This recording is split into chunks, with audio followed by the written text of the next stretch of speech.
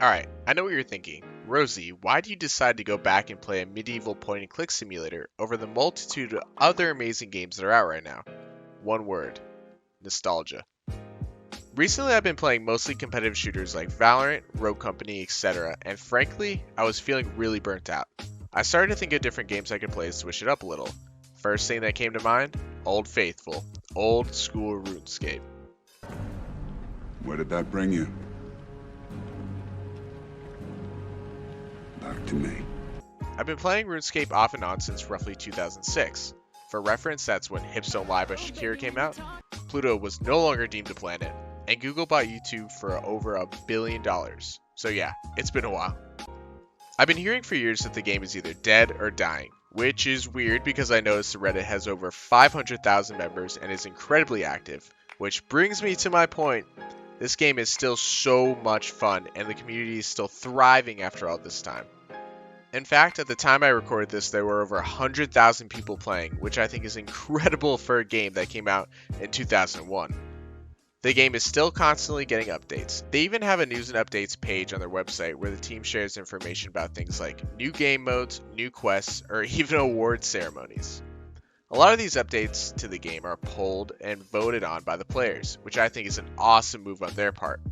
Per the OSRS wiki, polls are in-game votes in which players are asked to express their preferences for certain changes within Old School Runescape.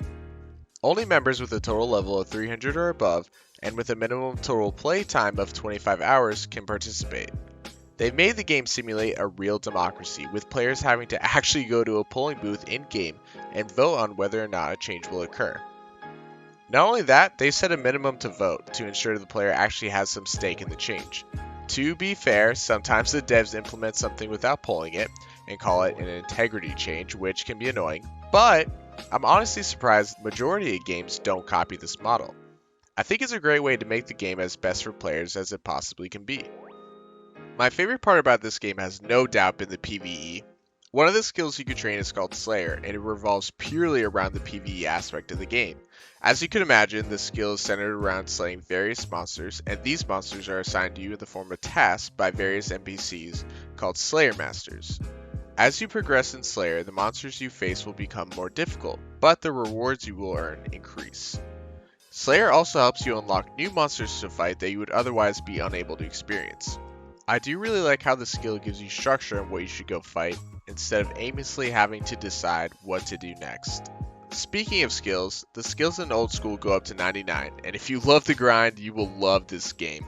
Even if you do end up maxing your account and hitting 99 all skills, which is something you don't have to worry about for a very long time, roughly 2,000 hours for the average player actually, don't worry, there is still a lot of game to be played. The collection log, which records unique drops you can get from certain monsters, for example, is something many players try to fill out in its entirety. Also raids, which are high-level group PvE instances that can reward you some of the rarest items in the game. I've had issues in other games where it can feel stagnant once you get to endgame, but even if you pour crazy hours into Old School, there's still a lot more to do. If you decide after 2,000 hours that this game wasn't enough of a challenge for you, Mod Ash surely has you covered. Back in 2014, Old School released the option to create an Iron Man account. This account type restricts you from things like trading with other players and really any other group activities. The point is that it forces you to be entirely self-sufficient.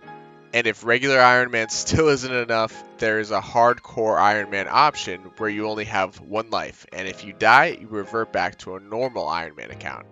And if that's not enough, there's also the Ultimate Iron Man option, where you're restricted like a standard Iron Man, but now you can't even use the bank. Just thinking about how many items I have in my bank, every Ultimate Iron Man out there has to be a little crazy to even attempt such a thing. You can tell if a player is an Iron Man either by them undoubtedly eventually saying Iron Man by the way, or by the gray, red, or silver helmets they have next to their names in game chat. I don't remember what exactly got me to play RuneScape in the first place. Maybe it was one of Kids Range's PKing vids, or maybe it was the Headstrong RuneScape music video. Whatever it was, I'm glad I did.